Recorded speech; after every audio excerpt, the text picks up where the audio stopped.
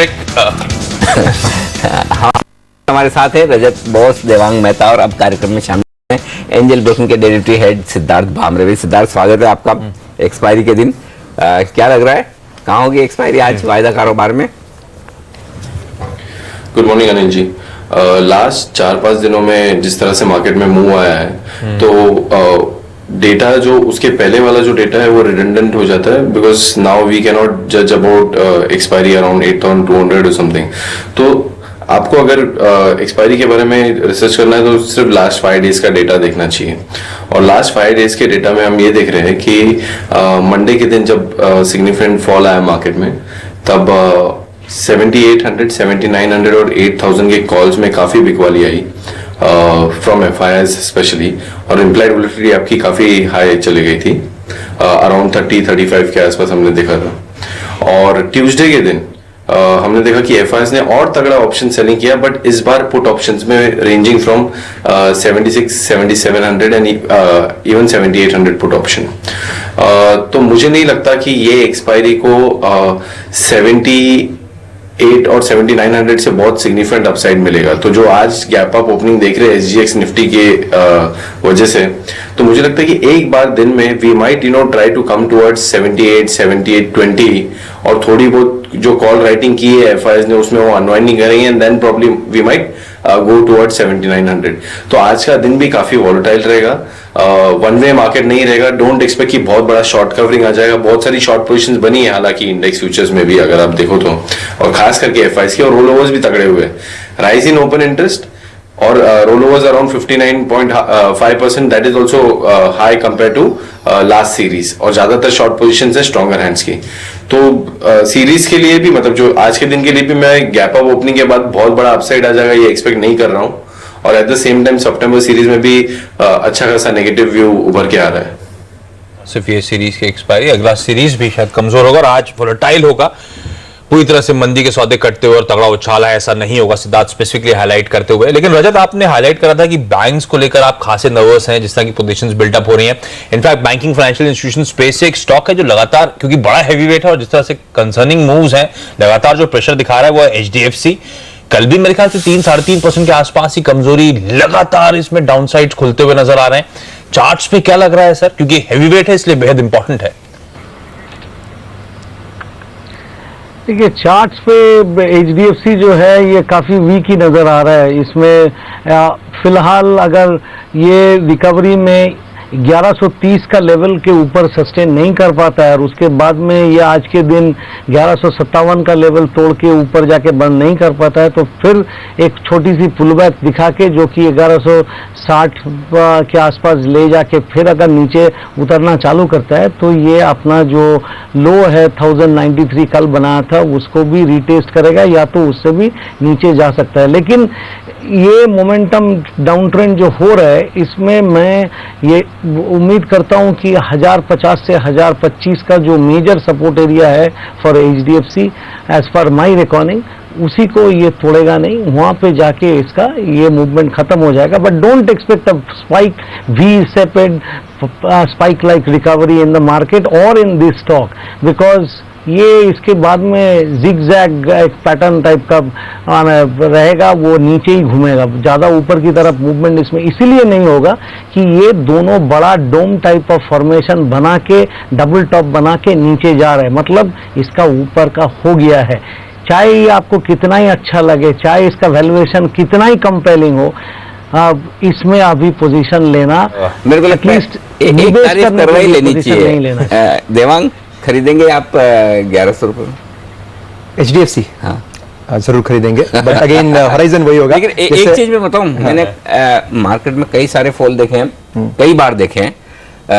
मैं इस स्टॉक को बहुत फॉल के वक्त क्लोजली ट्रैक करता हूं। इसकी एक वजह यह कि इसमें FIIs का इन्वेस्टमेंट 74% के आसपास है, और जिस दिन ये स्टॉक 7-8-10% गिरता है बिना किसी वजह के, रीजन यही कि मार्केट गिरा है, और मुझे लगता है तब मार्केट का बॉटम बनता है। ये 2-3 बार पिछले अगर आप वो डेट के साथ कोरिलेट करके देखेंगे, ये आपको मिल जाएगा। तो HDFC एक लिटमस टेस्ट है, मार्केट बॉटम बनता है। ये लिटमस टेस्ट क्या कह रहा है, बॉटम बनने के पास आ रहे हैं? अब ये नहीं पता ये ऊपर के लेवल से कितना गिरा, लेकिन 4% कल और बीच में अगर 7-8-10% अगर ऊपर बहुत गिर चुका है, तो काफी कुछ सिचुएशन खरीदने लायक दिखती है आपको। मुझे तो हाउसिंग फाइनेंस तो bluest of the blue chips अब ऑफलोड हो रहे हैं, तो अभी शायद लास्ट राउंड ऑफ सेलिंग हो सकती है। चलिए ये अच्छा लिटमस टेस्ट है, अगर पास हो गए तो अच्छी है हमारे लिए। लेकिन चलिए छोटा सा ब्रेक, यहाँ पर हमारे तीनों एक्सपर्ट्स हमारे साथ बने हुए हैं। ब्रेक के बाद भी कई सारे स्टॉक्स हैं जो हमने टॉप 10 में हाईलाइट करे थे, उन पर क्विकली चेक लेंगे हमारे experts.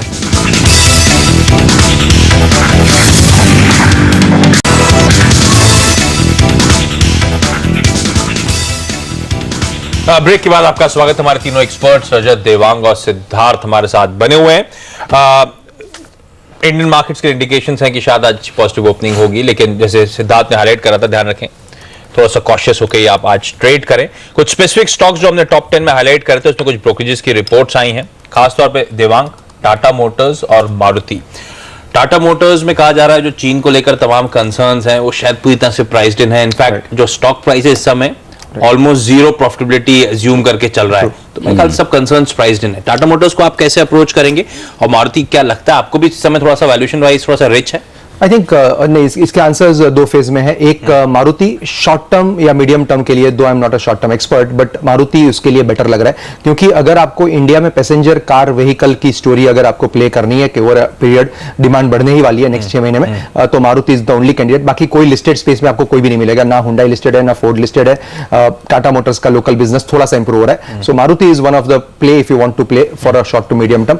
Tata Motors deep value है इस समय पे, मैं तो पी का काउंट भी भूल चुका हूं, मेरे ख्याल से 5-6 पी पे भी मिल रहा होगा, उससे भी कम हो गया होगा। One of the cheapest stocks. तो एक तो ये इस तरह से, और जिस तरह से चाइना और European problems will not last till eternity, तो वहां पे भी आपको ये देखना है कि बहुत सारे कंसर्न्स प्राइस्ड इन है, और इंडिया बिजनेस भी थोड़ा सा एक आइसिंग ऑन द केक हो सकता है गोइंग फॉरवर्ड, जिस तरह से नए लॉन्चेस हो रहे हैं और थोड़ा सा सक्सेस यहां पे भी मिल रहा है। तो I think Tata Motors clearly 2 साल 3 साल का नजरिया हो, 2-2.5 साल का भी नजरिया हो, तो I think it's one of the value buys. आपको इंडेक्स में नॉर्मली वैल्यू बाय नहीं मिलता है, तो यहाँ पे एक वैल्यू बाय मिल रहा है। ओके, टाटा मोटर्स एक वैल्यू बाय है यहाँ पर। लेकिन एक और स्टॉक जहाँ पर एक्शन साफ तौर पर हम देख रहे हैं, वो टायर शेयरों की स्पेस है। आज अपोलो टायर के लिए कुछ पॉजिटिव खबरें आती हुई दिख रही है। हंगरी में एक $300 मिलियन का इन्होंने लोन का जुगाड़ किया है। यहाँ पर उनके प्लांट के लिए इन्हें लोन की जरूरत इस बात में पैसा जुटाना जुगाड़ी हो गया। तो मतलब फाइनेंसिंग पूरी कर ली। अपोलो टायर, सीएट, इनमें कोई पसंद है आपको सिद्धार्थ खरीदारी के लिए आज से वायदा कारोबार में? नहीं जी, मैं पॉजिटिव नहीं हूँ, और मिड कैप स्टॉक्स में मैं अभी बाइंग की सलाह नहीं दूंगा। मेरा व्यू ऑन सितंबर series which we will discuss. चलो, तो फिर मैं है ना सिद्धार्थ, फिर आपसे एक कोई ऐसा स्टॉक पूछता हूँ जहां पर शायद आप शॉर्ट करने की राय दे दो। एक मैं ट्राई करता हूँ, मेरा लग कोल इंडिया शॉर्ट करेंगे क्या आप? क्योंकि आज खबर आ रही कि इनकी 5 यूनियन जो है उन्होंने स्ट्राइक पर जाने की धमकी दे दी, वो प्राइवेटाइज डिसइन्वेस्टमेंट, हाँ, उसके चक्कर में। तो सर ये स्टॉक ऐसा स्टॉक है जो हमने 2 दिन पहले बाय दिया है, तो उस कॉल में शॉर्ट नहीं करूंगा। Coal India is buy for us. काफी स्ट्रॉन्ग सपोर्ट के आसपास आके इसने टेक्निकली बहुत अच्छा पैटर्न बनाया, जो मेरा एनालिस्ट कह रहा है कि morning star kind of pattern है। तो ये खबर के चलते शायद 2-3% शायद करेक्ट हो स्टॉक, अदरवाइज ये स्टॉक अभी स्ट्रॉन्ग लग रहा है। इसमें शॉर्ट पोजीशंस नहीं बनाऊंगा। ऑटो स्पेस पे मैं कुछ कमेंट करना चाहूंगा। जब ये स्टॉक 600 से 500 करेक्ट हुआ था Tata Motors, I think most of the people were talking कि इंडेक्स में सबसे चीप स्टॉक है और ये भाव शायद नहीं मिलेगा। अब वो 500 का ऑलमोस्ट 300, 350 हो गया है, and the arguments remains the same. मुझे लगता है कि टाटा मोटर्स में यहाँ से फर्दर डाउनसाइड है। अगर कोई इंडेक्स स्टॉक और सच अ लार्ज कैप स्टॉक अगर आपको 10 के पीई के नीचे मिल रहा है, तो that means you don't know something which market knows.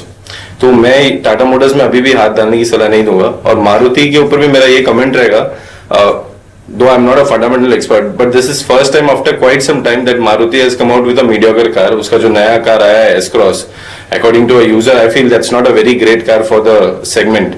और रूरल स्लो डाउन जो हो रहा है, last year if you remember Maruti का ज्यादातर सेल्स रूरल एरिया से आ रहा था, और अब वहां पे अगर स्लो डाउन है तो मुझे नहीं लगता कि मारुति में बहुत ज्यादा अपसाइड है यहाँ से शॉर्ट टर्म के हिसाब से भी। और बहुत सारी लॉन्ग पोजीशंस अभी भी लोगों की है मारुति में जो अनवाइंड हो सकती है। मैं सोच ही रहा था negative on auto space. Maruti वैसे हमेशा प्रीमियम सेगमेंट में हमेशा दिक्कत करी है, जितनी भी कभी घुसने की कोशिश करी प्रीमियम सेगमेंट में। 14 लाख रुपए के लिए उतनी अच्छी तो नहीं है, तो मैं भी वैसे उस प्राइस में, हाँ मैंने भी देख रखी है, उस प्राइस में तो काफी अट्रैक्टिव। मैं एक्चुअली मैं कोल इंडिया के बजाय मारुति पूछ सकता था, क्योंकि सिटी की आज रिपोर्ट भी आई है, उन्होंने डाउनग्रेड भी किया है या टारगेट थोड़ा घटाया। चलिए, तो मारुति चाहे तो आप फिर शॉर्ट करें। एक ब्रेक, और ब्रेक के बाद प्री ओपनिंग सेशन बने रहिए।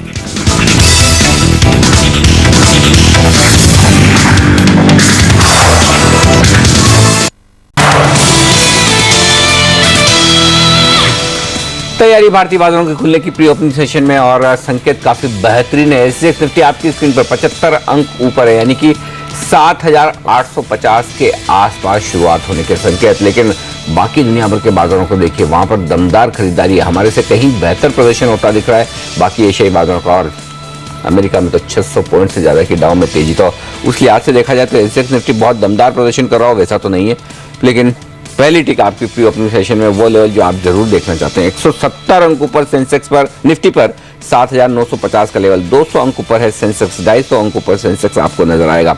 आइए स्टॉक्स पर डालिए नजर, कौन से स्टॉक्स लीडरशिप ला सकते हैं।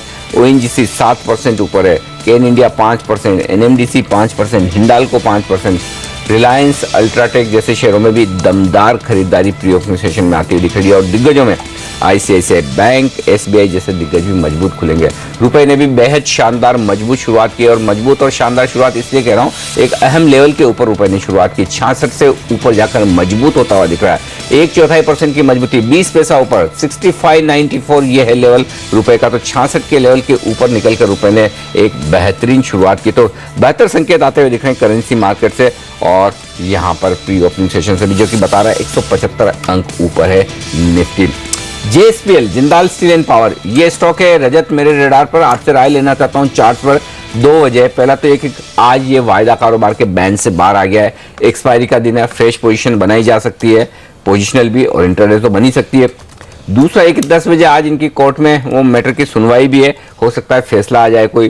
क्या लगता है बैन में आने के बाद कहीं कोई शॉर्ट कवरिंग, कोई फ्रेश खरीदारी के संकेत हैं? क्या लेवल्स अहम है इस स्टॉक के लिए, कैसे ट्रेड करेंगे आप? देखिए, इनके लिए अहम लेवल जो है वो 7140 है। 7140 के ऊपर में ये सस्टेन कर पाए तो फिर कुछ शॉर्ट कवरिंग या कुछ बाइंग एक्सपेक्ट कीजिए, क्योंकि 7140 के आसपास में इसका 13 डे एक्सपोनेंशियल मूविंग एवरेज है, जो कि पिछले 7-8 ट्रेडिंग सेशन में ये कई बार चेष्टा किया क्रॉस करने का, वो क्रॉस करके सस्टेन नहीं कर पाता है। एक बार बीच में किया था, लेकिन दैट वाज ओनली इंट्राडे खुलने के बाद में, वो उसके बाद में फिर नीचे आ गया। तो that's the reason why I would say कि 7140, 7150 उसी के ऊपर चलने से ही इसमें कुछ अच्छी बाइंग एक्सपेक्ट कीजिए। अगर आपको नज़रिया ये है कि 2 to 3% gain from current levels वो इंट्राडे ट्रेड के लिए अच्छा है, तो उस हिसाब से आप कभी भी ट्रेड ले सकते हैं। But I would personally not take a long trade here, simply because ये एक वीक काउंटर है, ये डाउन ट्रेंडिंग काउंटर है। इसमें ऊपर की तरफ जाने से बिकवाली करना चाहिए, इसमें खरीदारी करके अगेंस्ट द मार्केट चलने में कोई सेंस नहीं है। और इस माहौल में अगेंस्ट द मार्केट जाके भी कोई खास फायदा आप बना पाएंगे वो उम्मीद नहीं है। अच्छा सिद्धार्थ, आपने स्पेसिफिकली, मैं सुन रहा था आपको गौर से, बातचीत के दौरान आपने कहा था मिड कैप स्पेस से आप इस समय दूर रहना चाहेंगे, और इंटरेस्टिंगली कल वायदा में कुछ चुनिंदा और अच्छे मिड कैप नाम थे जिनकी ऑफलेट पिटाई हो रही है, कल तो और सिवियर पिटाई हुई थी। मिसाल के तौर पे हेक्सावेयर हुआ, भारत फोर्ज हुआ, इनफैक्ट ब्रिटानिया जैसे काउंटर में हमने देखा था सीरियस पिटाई होती हुई वायदा में। इन स्टॉक्स में 3.5 से मेरे ख्याल से 4.5 पौने 5% के आसपास ही कमजोरी थी। ये मिड कैप स्पेस में क्या हो रहा है, और ये चुनिंदा सिलेक्टिव नाम जिनको फंडामेंटली तो अच्छा माना जाता था, इनकी भी बड़ी तगड़ी पिटाई हो रही है। इन स्टॉक्स में से आपने किसी में कोई सिग्निफिकेंट चाल या सिग्निफिकेंट ऑब्जर्वेशंस?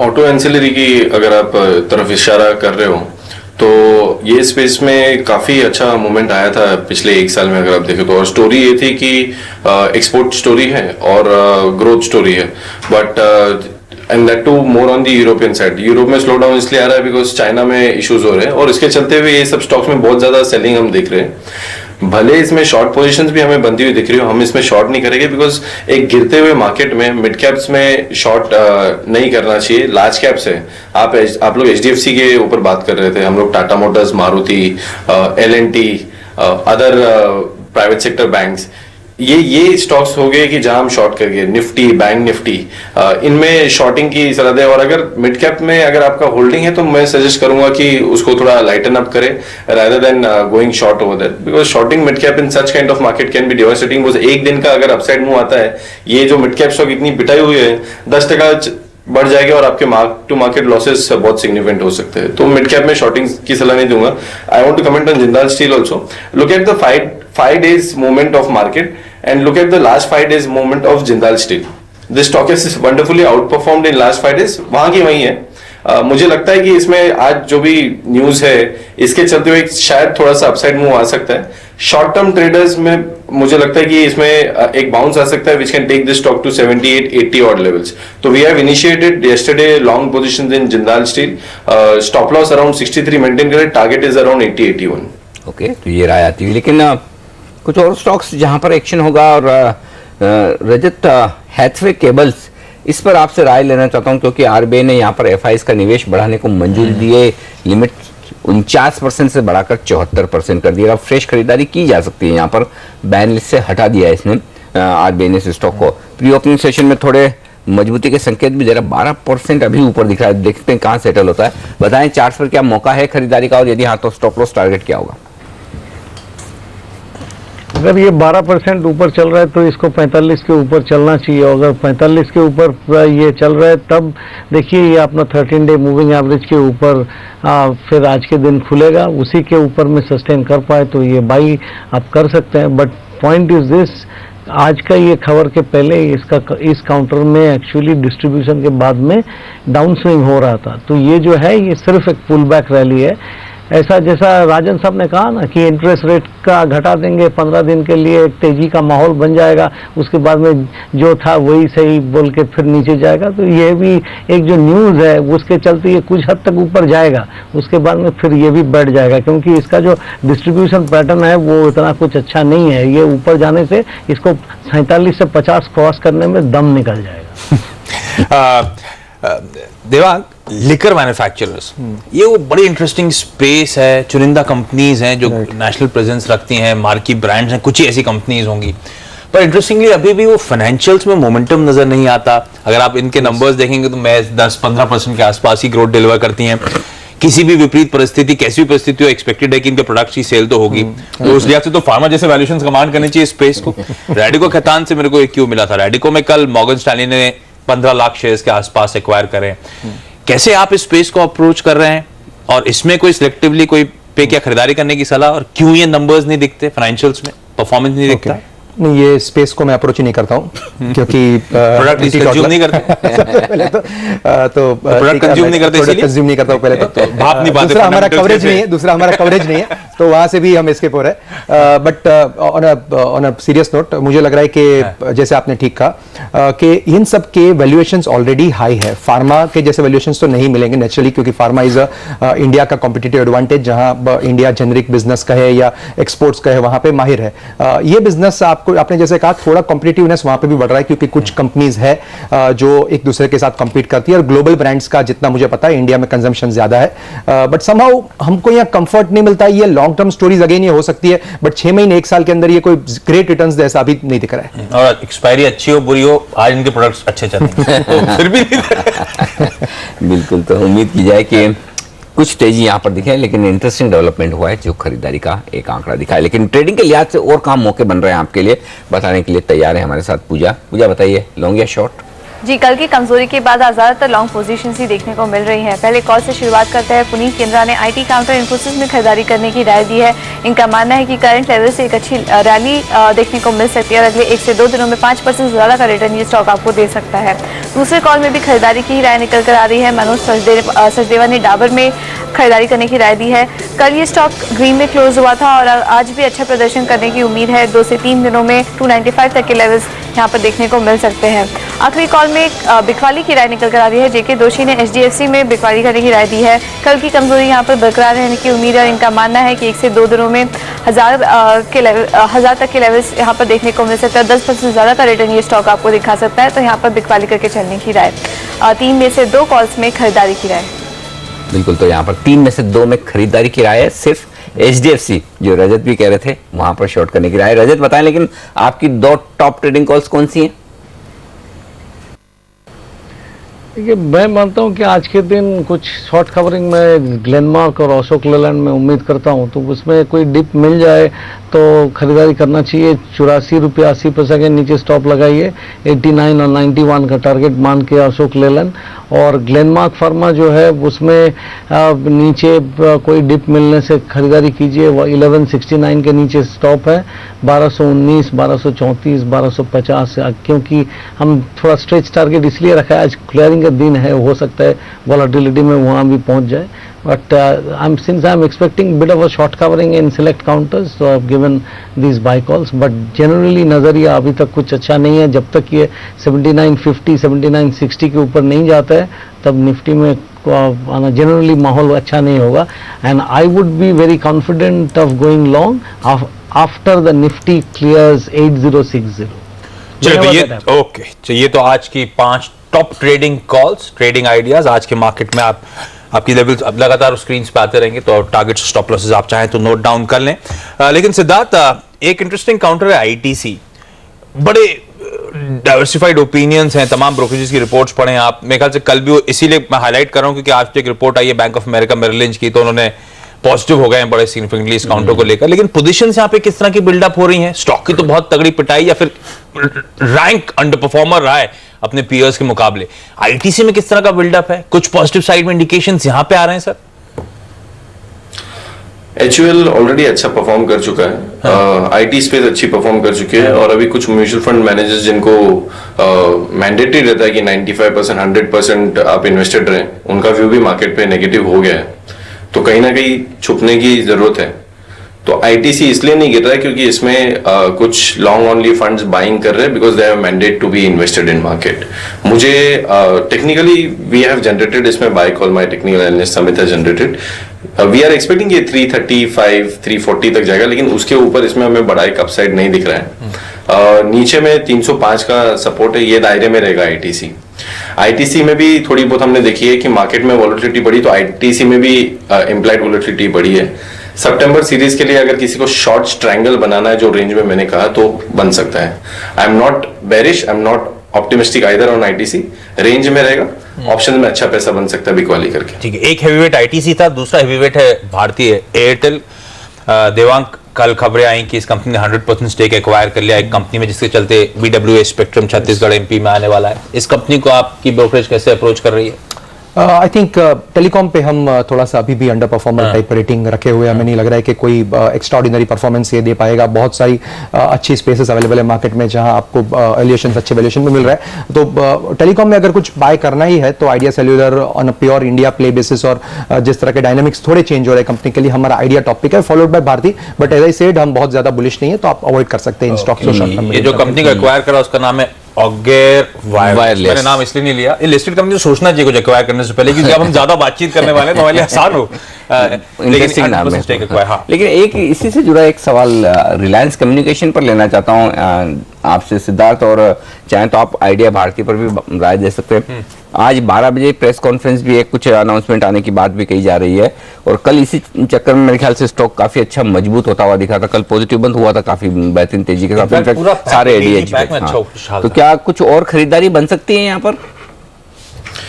भारतीय एयरटेल पे मेरा व्यू काफी नेगेटिव रहा है। हालांकि ये सपोर्ट पे आया है स्टॉक, बट क्या ये सपोर्ट पे आया है तो इसमें एक स्ट्रॉन्ग बाउंस बैक आ जाएगा, ऐसा नहीं लग रहा है। इसमें काफी सारी शॉर्ट पोजीशंस बनी है, और भारतीय भी एक ऐसा स्टॉक है जिसमें एफआईएस का अच्छा इंटरेस्ट रहता है, तो मुझे एक इमीडिएट बाउंस बैक नहीं दिख रहा है इसमें।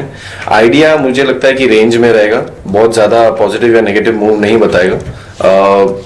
आइडिया भी एक अच्छे सपोर्ट के आसपास है, 140 145 के रेंज में सपोर्ट है, तो शायद probably no some downside here and there. RCom for a change ने, जो मैं थोड़ा टेक्निकल यूज करूंगा इसमें, अगर आप देखोगे कि परसों के दिन इसमें नीचे से अच्छा एक बाउंस बैक आया विद स्ट्रॉन्ग वॉल्यूम, और कल के सेशन में जैसे आप राइटली पॉइंट आउट कर रहे हो कि पॉजिटिव रहा है स्टॉक, थोड़ी बहुत लॉन्ग बिल्टअप भी हम देख रहे हैं, तो मुझे लगता है कि आरकॉम में एक पॉजिटिव मूव आ सकता है। बट क्या एक इन्वेस्टर जिसको टेलीकॉम सेक्टर में एक्सपोजर लेना है, तो वो भारतीय और आइडिया को छोड़ के आरकॉम में जाए, तो आंसर नहीं रहेगा उसका। लेकिन एक ट्रेडर आरकॉम में लॉन्ग पोजीशंस बना के ट्रेड कर सकता है मेरे ख्याल से एक 6-7 दिन के पर्सपेक्टिव से। ओके, ये राय आती हुई यहाँ पर भारतीय आइडिया में, लेकिन साफ तौर पर बेहद मजबूत शुरुआत होती दिख रही है। आशीष, जो 7,925 के लेवल की हम सुबह बात कर रहे थे, प्री ओपनिंग सेशन तो वहीं पर खुलता हुआ नजर आ रहा है। ऐसा लग रहा है कि 130 अंकों की दमदार तेजी दिखेगी, 400 अंक से ज्यादा खुलेगा सेंसेक्स ऊपर, तो 1.5-2% के आसपास की मजबूती नजर आएगी आपको। इस वक्त ये संकेत मिल रहे हैं आपको प्री ओपनिंग सेशन से। बेहतरीन तेजी एसजीएक्स निफ्टी के मुकाबले में काफी दमदार शुरुआत। बैंक निफ्टी भी 1.5% ऊपर है, 2% ऊपर मिड कैप इंडेक्स है। तो एक्सपायरी की दमदार शुरुआत। एक्चुअली अब दिक्कत ये है कि इतना गैप से खुलने के बाद कितनी देर तक शॉर्ट कवरिंग बरकरार रहती है वो देखना होगा, क्योंकि 7,800 से लेकर 7,900 की रेंज में मैं गिन रहा था, लगभग 25 लाख शेयरों का ओपन इंटरेस्ट ऐड हुआ है कल के सेशन में कॉल्स में। तो ये 25 लाख शेयर अगर 7,900 के ऊपर खुलता है निफ्टी, तो किन लेवल पर कब कितनी देर बाद कवर करेंगे अपनी शॉर्ट पोजीशन को, ये देखना इंटरेस्टिंग है। चलिए पहली टिक 425 अंक ऊपर सेंसेक्स पर, निफ्टी 125 अंक ऊपर खुलता हुआ दिख रहा है। 7,900 के पार हुई है शुरुआत निफ्टी की, 7,900 के लेवल पर इस वक्त निफ्टी 26,000 के पार खुलता हुआ सेंसेक्स मजबूत शुरुआत होती दिखी है भारतीय बाजारों की, बेहद दमदार। मिड कैप और स्मॉल कैप शेयरों में भी अच्छी तेजी और बैंक निफ्टी भी 1.5% से ज्यादा मजबूत खुलता हुआ दिख रहा है। आइए निफ्टी के 50 के 50 स्टॉक आज पॉजिटिव ट्रेड करते हुए पहले ट्रिक पर। Bank of Baroda top gainer 3% की मजबूती के साथ, केन वेदांता दोनों ही 2.5% ऊपर है। एसबीआई और एचडीएफसी जैसे दिग्गजों में रिकवरी आती हुई दिख रही है। लेकिन सिर्फ यही नहीं, बैंक्स में पीएनबी, यस, एक्सिस, ये सारे बैंक्स पॉजिटिव खुल रहे हैं। तो मेटल से मजबूती है, बैंक से मजबूती है। अंबुजा सीमेंट 2.5% ऊपर अब आता हुआ दिख रहा है। ल्यूपिन में तेजी, भारती में तेजी, चौतरफा खरीदारी का माहौल इस वक्त दिखेगा आपको बाजार में। और सारे अब शायद भेल और बजाज ऑटो, ये दो स्टॉक ऐसे जहां पर थोड़ी सी कमजोरी, बाकी सारे के सारे शेयर पॉजिटिव खुलते हुए दिख रहे हैं। आइए वायदा कारोबार की तरफ। वायदा कारोबार में आप देखेंगे तो इंडिया सीमेंट 5% की मजबूती के साथ टॉप गेनर, एमटेक ऑटो 4% ऊपर, कावेरी सीड्स यहाँ पर 4% की मजबूती आती हुई दिख रही है। ये स्टॉक काफी वोलेटाइल होता हुआ दिख रहा है और बड़े मूव ऊपर नीचे दोनों तरफ आते हैं। कुछ ट्रेडर्स के पसंदीदा काउंटर्स HDIL, IRB इंफ्रा 4% ऊपर खुले, JSW एनर्जी में तेजी, डीवीज लेव ये स्टॉक 4% ऊपर खुलता हुआ दिखा है। मदरसन सुमी में 4% की मजबूती है, तो काफी दमदार शुरुआत हुई है। टाटा मोटर्स DBR इस पर नजर रखिए, 3.5% का बड़ा उछाल आता हुआ दिख रहा है। इंटरेस्टिंग बात है कि वायदा कारोबार में सिर्फ 3 स्टॉक आशीष हैं जो नेगेटिव ट्रेड कर रहे हैं, बाकी सारे पॉजिटिव है। भेल टॉप लूजर है सिर्फ 0.5% के नुकसान के साथ। इनफैक्ट भेल आपको याद होगा कल की ट्रेडिंग सेशन में निफ्टी का टॉप गेनर था, 4% के आसपास की उछाल थी, तो आज ऊपरी तरफ से एक प्रेशर आता हुआ अनवाइंडिंग देखने को मिल रही है। 2 स्टॉक्स और लाल निशान की कैटेगरी में निफ्टी 50 में आ गए। अनिल ने जब हाईलाइट करता था 50 के 50 स्टॉक्स हरे निशान में थे, हीरो मोटोकॉर्प और बजाज ऑटो। बजाज ऑटो तो मेरे ख्याल से कल 2-2.5% के आसपास का उछाल भी लगा चुका है। ये दोनों काउंटर्स अब लाल निशान में कामकाज कर रहे हैं। तो निफ्टी 50 के 47 कॉन्स्टिट्यूएंट्स हरे निशान में, ये 3 स्टॉक्स हीरो मोटोकॉर्प, भेल और बजाज ऑटो हल्के लाल निशान में समय कामकाज करते हुए। ब्रॉडर मार्केट में मोमेंटम लार्ज कैप से ज्यादा स्ट्रांग है। 1.25% के आसपास निफ्टी सेंसेक्स उछाल लगाते हुए 78.95 पे इस समय निफ्टी कामकाज कर रहा है, लेकिन मिड कैप्स 2% के आसपास की उछाल के साथ इस समय कामकाज कर रहे हैं। स्मॉल कैप्स में भी ऑलमोस्ट 2% के आसपास की तेजी है। तो ब्रॉडर मार्केट्स में कुछ हद तक एक आउट परफॉर्मेंस है लार्ज कैप्स के मुकाबले। स्टॉक स्पेसिफिक एक्शन पर मैं फोकस करना चाहूंगा। Hathway cables pre indicative market rates वैसे ही हाईलाइट कर रहे थे मजबूती, 13% के आसपास के उछाल है। बैन लिस्ट से हटा दिया गया है, FIIs निवेश कर सकते हैं, निवेश सीमा बढ़ा दी गई है, उसका भरपूर फायदा इस काउंटर को मिलता हुआ। ITNL एक ऐसा काउंटर जिसकी गजब की बिटाई ऑफ लेट हुई थी। कल वो जो रोड BOT प्रोजेक्ट्स में एग्जिट आसान करने की खबर आई है, कैबिनेट ने मंजूरी दी है, शायद उस खबर का फायदा मिलता हुआ। IRB इंफ्रा भी उसी कड़ी में जोड़ लीजिए आप, 4% के आसपास का उछाल। गैमन इंफ्रा जैसे काउंटर्स 4% के आसपास का उछाल। तो वो रोड इंफ्रा से जुड़ी स्पेसिफिक कंपनीज में आज एक अच्छा उछाल देखने को मिल रहा है। रेडिको खैतान जिसकी हमने चर्चा करी थी, मॉर्गन स्टैनली ने स्टेक 15 लाख शेयर्स के आसपास एक्वायर करे हैं, 4% के उछाल के साथ इस समय वो काउंटर ट्रेड करता हुआ। भारत फोर्ज कल हमने देखा था प्रेशर, कल मेरे ख्याल से वायदा में 5% कमजोर था। भारत फोर्ज आज बाउंस दिखाता हुआ 3.5-4% की तेजी के साथ ट्रेड्स।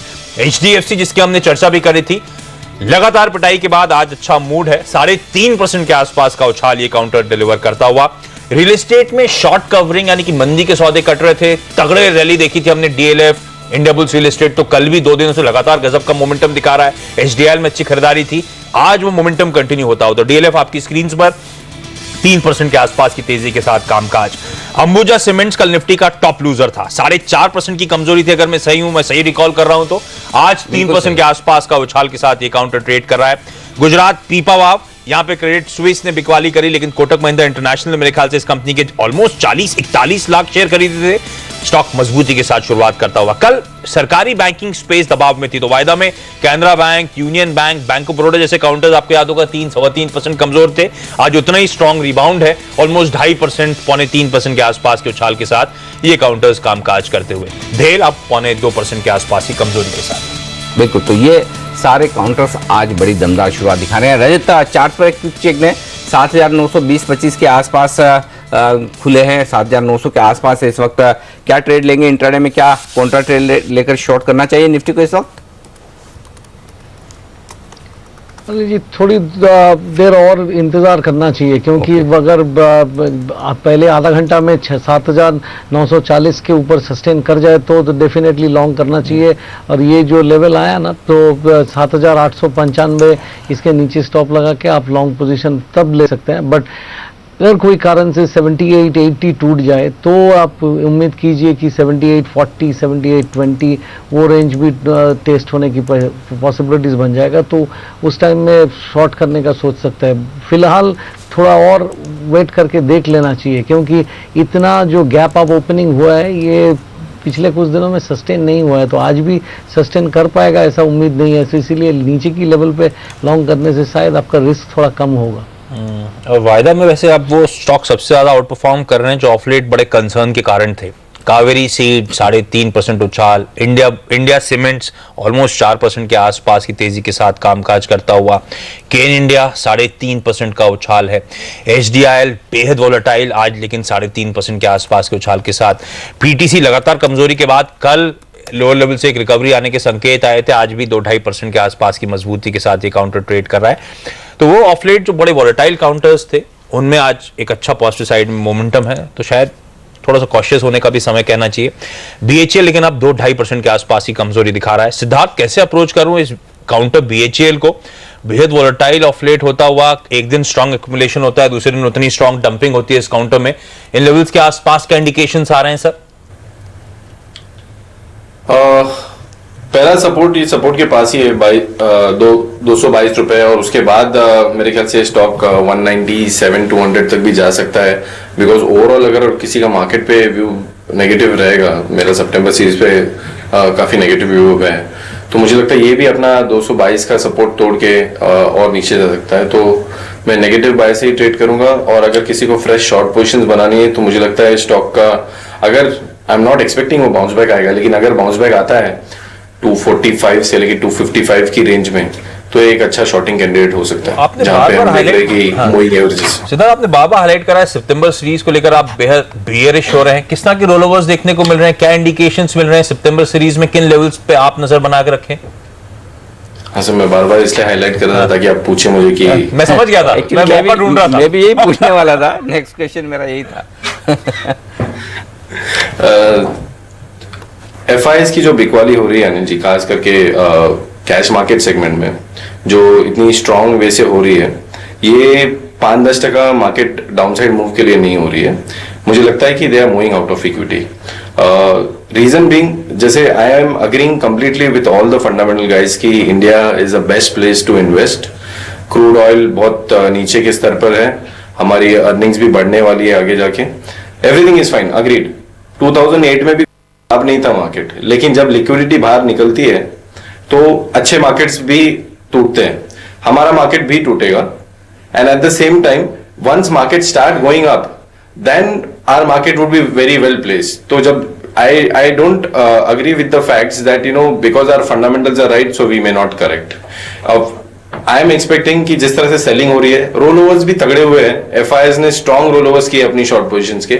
I am expecting कि probably in September series we are heading towards 70 to 100 odd levels. Generally मैं बहुत बड़े बड़े टारगेट्स नहीं देता हूँ, बट जिस तरह से सेलिंग हो रही है, और माइंड यू 7-8 मंथ्स के कंसोलिडेशन के बाद, अगर आप क्वार्टरली चार्ट देखें या मंथली चार्ट देखें, तो 7-8 मंथ्स के कंसोलिडेशन के बाद ये मार्केट ने नीचे के साइड एक ब्रेकडाउन दिया है। That breakdown can not happen just for 300-400 points. तो मुझे लगता है 500-700 पॉइंट की मंदी अभी निफ्टी में बाकी है। नॉट नेसेसरी कि विद इन सितंबर सीरीज में ही आ जाए, but we have just started. Okay, ये राय आती हुई इस वक्त इन सारे स्टॉक्स पर, लेकिन कुछ स्टॉक्स वॉल्यूम के लिहाज से बड़े एक्शन में दिख रहे हैं। एक स्टॉक है स्ट्राइड्स आर्को लैब, वायदा कारोबार का भी शेयर है, और यहाँ पर काफ़ी भारी भरकम वॉल्यूम होते हुए दिख रहे हैं।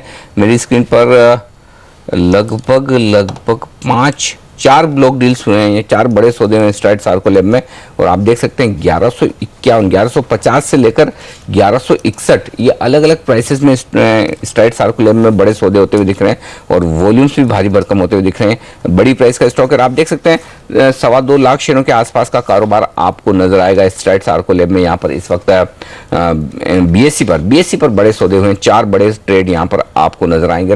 जो ट्रेड हुआ है 1161 में, स्टॉक उससे नीचे ट्रेड करता हुआ दिख रहा है, तो प्रीमियम पर ये बड़ा ट्रेड होता हुआ दिखा है। एक और स्टॉक जो पहले काफी एक्शन में रहा करता था किसी जमाने में, बड़े दिनों बाद आशीष का नाम सुनने में आया, पोंडी ऑक्साइड। इस स्टॉक में मैं इसलिए जिक्र कर रहा हूं कि 2 बड़े ट्रेड हुए हैं, और इक्विटी जो बदली है परसेंटेज के हिसाब से देखा जाए तो काफी बड़ी है, लगभग 11-11.5% इक्विटी बदल रही है इस कंपनी की। 2 बड़े ट्रेड यहाँ पर भी हुए हैं, और शायद बीएससी पर, जी हाँ बीएससी पर ये 2 बड़े ट्रेड होते हुए दिखे। 15 लाख शेयरों का कारोबार पोंडी ऑक्साइड में हुआ है। बड़े दिनों बाद ये स्टॉक रिडार पर आया, कभी ये बड़ी रिकमेंडेशन लिस्ट में हुआ करता था लोगों की, लेकिन मेरे ख्याल से वक्त के साथ लोग भूल गए। लेकिन स्ट्राइड्स आर्को लैब एक स्टॉक है जिस पर तुरंत एक ओपिनियन लिया जाए, वायदा कारोबार का स्टॉक है। सिद्धार्थ, क्या राय रखते हैं आप इस पर? सॉरी अनिल जी, मैं ट्रैक नहीं करता हूँ स्टॉक। ओके, टेक्निकली रजत? ये ट्रैक नहीं करता हूँ, इसके बारे में कुछ भी देना बेहतर नहीं है। चलिए कोई बात नहीं। तो वक्त है हमारे तीनों एक्सपर्ट से विदा लेने का। रजत, देवांग, सिद्धार्थ, आप सबका बहुत बहुत शुक्रिया हमारे लिए वक्त निकालने के लिए, और बाजार सेक्टर स्टॉक्स पर अपनी राय हमारे साथ शेयर करने के लिए। 350 अंकों पर है सेंसेक्स, और निफ्टी है 85 अंकों की मजबूती के साथ 7,875 पर, 1.5% की मजबूती मिड कैप में, और बैंक निफ्टी 1.25% मजबूत। ब्रेक, और ब्रेक के बाद लौटेंगे, बात करेंगे हम HDFC सिक्योरिटीज के पराग ठक्कर से, जानेंगे कहाँ है आपके लिए इस वक्त निवेश के मौके इस बाजार में। बने रहेंगे हमारे साथ।